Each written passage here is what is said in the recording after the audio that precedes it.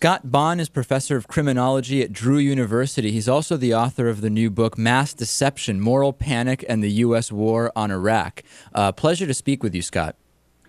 Thank you for having me on the show today, David. So we're going to have on the National Geographic Channel on Sunday, August 28th, this George W. Bush, the 9/11 interview. And I know we've been preparing for a while for a 10th anniversary 9/11 special.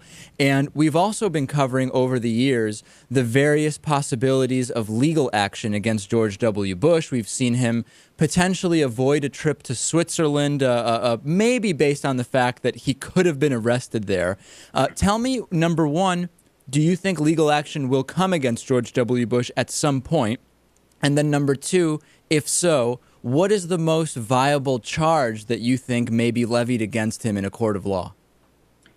Well, I think from purely a practical and a political standpoint, the answer is no. Very unlikely that that there ever will be charges brought against either him or Cheney or Rumsfeld or anyone else that was involved in the illegal wars that they perpetrated over the last 10 years.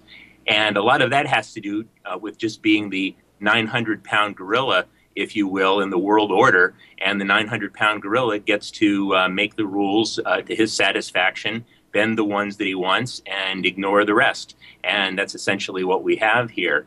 The United States, it's interesting. The United States really helped to co-author the laws of war, international law, after the atrocities of World War II, David. As I'm sure you know, the Geneva Conventions, the Nuremberg Charter, and the UN Charter collectively really define international law. And the U.S. was very much involved in the authoring of those, but we really don't recognize them as applying to ourselves. And we don't recognize the International Criminal Court that was formed in 2002 for the express purpose of prosecuting war criminals. And why don't we recognize that? I mean, presumably that is it just a simple case of if it's inconvenient, then we ignore it, or is there more to it?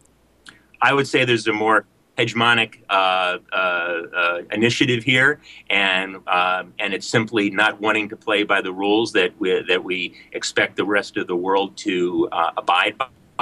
And I'll quote George W. Bush in 2002 when the International Criminal Court was formed after years of trying to put together a world court for the prosecution of war criminals. George Bush said at that time in 2002, so this is just a few months literally before the Iraq War was launched, he said that he refused to sign the Rome Charter, which is what a nation has to do in order to recognize the International Criminal Court, is to sign the Rome Statute, actually. And Bush said that it could be used for, I'm going to be tongue-in-cheek here, politically motivated prosecutions. That's a direct quote from Bush.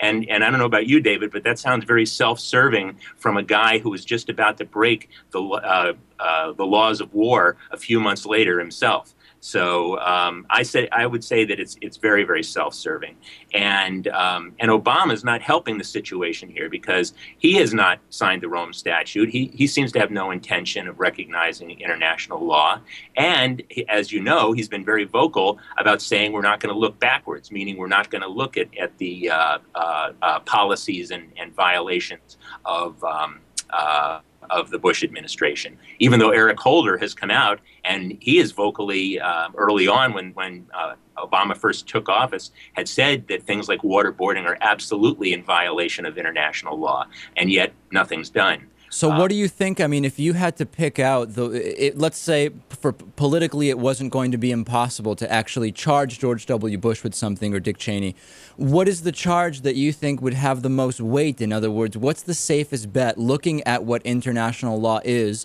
and what took place during the Bush administration? Where is the best case to be made?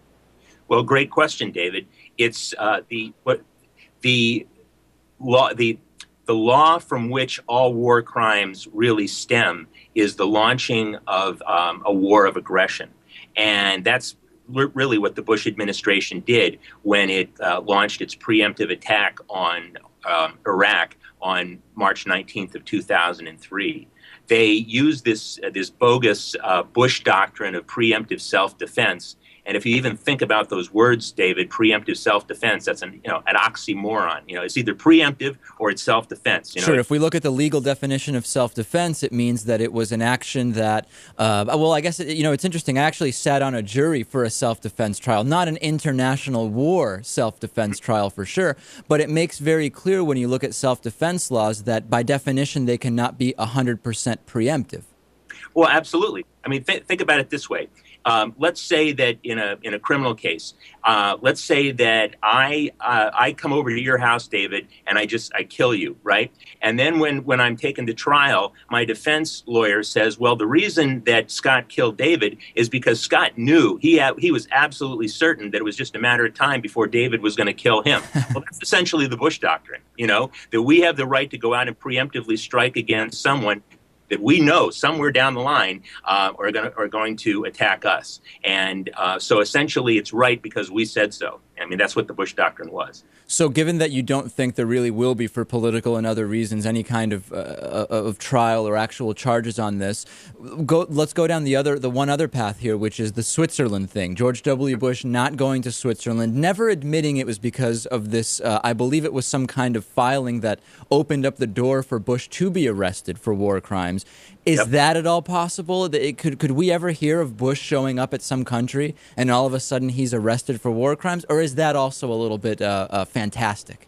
From a legal standpoint, the answer is absolutely yes. From a practical standpoint, the answer is there are two chances, slim and none.